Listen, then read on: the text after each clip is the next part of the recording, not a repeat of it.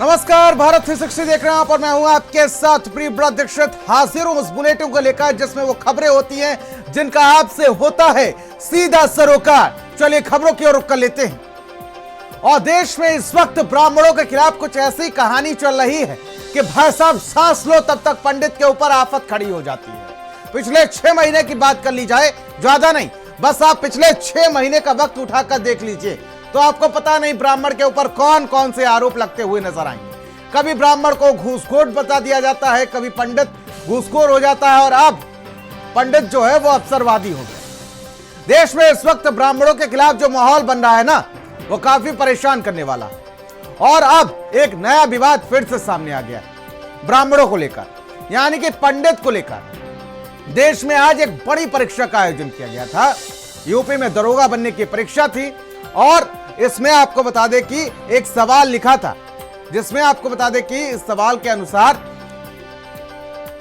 अवसर के अनुसार बदल जाने वाला किसे कहा जाता है, यह सवाल था।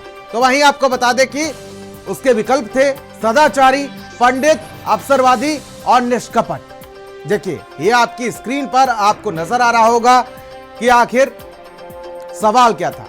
अवसर के अनुसार बदल जाने वाला, इस वाक्यांश के लिए सही शब्द का चयन कीजिए। सदाचारी, पंडित, अवसरवादी या निष्कपट। और उसके बाद सोशल मीडिया पर उबाल आ गया कि आखिर यह नया बवाल क्या है। कि नया बवाल यह है कि आखिर पंडित और इसमें ऑप्शन क्यों दिया गया। क्या साफ तौर पर पंडित निशाने पर है?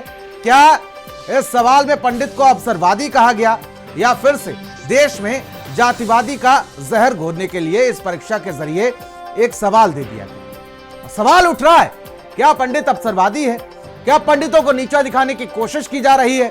अब सोचिए जरा, परीक्षा देने वाले स्टूडेंट्स, मतलब जो आज परीक्षा दे रहे थे, उनमें से भी कई पंडित होंगे। और क्या बीती होगी उनके ऊपर जब उन्होंने इस सवाल को देखा होगा, जब खुद को इस परीक्षा के जरिए अवसरवादी सुना होगा।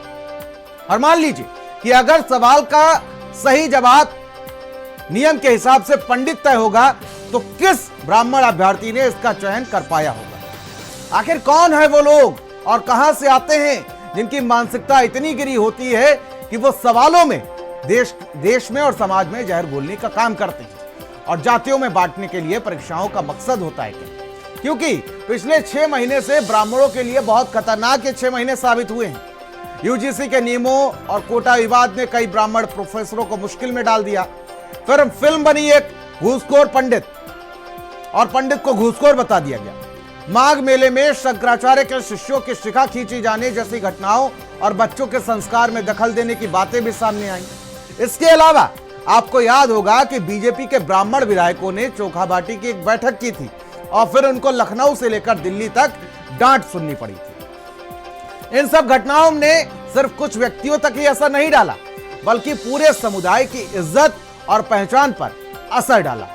पिछले 6 महीने में ब्राह्मणों को अपने सम्मान, सामाजिक स्थिति और राजनीतिक पहचान, तीनों मोर्चों पर लगातार चुनौतियों का सामना करना पड़ा। अब देखिए जरा, फिल्मों में दर्शाया गया कि किस तरह से ब्राह्मणों के साथ किया जाता है। एक बहुत मजेदार शो है कपिल शर्मा का, comedy nights with Kapil Sharma. उसमें देखा होगा आपने कि मतलब सबसे ज्यादा जो कॉमेडी करता है उसकी शिखा, मतलब शिखा को वहां पर टारगेट किया गया। उसके अलावा ओ माय गॉड जैसी फिल्मों में किस तरह से ब्राह्मणों को टारगेट किया गया, कैसे दूसरे धर्मों को दिखाया गया और फिर उसके बाद हिंदू धर्म को वहां पर नीचा दिखाया गया। देखिए डिप्टी सीएम ब्रजेश पाठक ने एक्स पर पोस्ट किया। एक्स पर पोस्ट करते हुए उन्होंने निशाना साधा और इसको लेकर आपत्ति जताई है।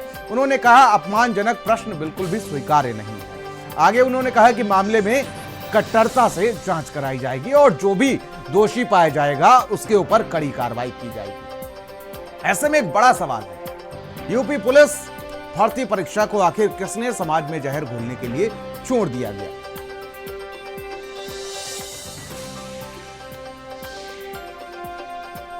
उत्तर प्रदेश दरोगा भर्ती परीक्षा आयोजित की गई थी, जिसमें एक प्रश्न था किस अवसर देख के परिवर्तित होने वाला के लिए एक वाक्यांश का प्रयोग करिए, जिसमें उत्तर के तौर पे पंडित लिखा गया था और अन्य विकल्प थे।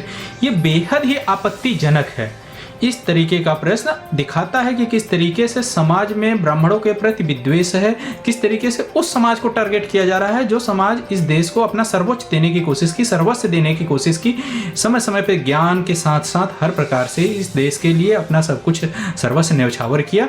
और उस समाज को इस तरीके से जातीय मानसिकता से ग्रसित होके टारगेट करना बेहद ही आपत्तिजनक, अपमानजनक है।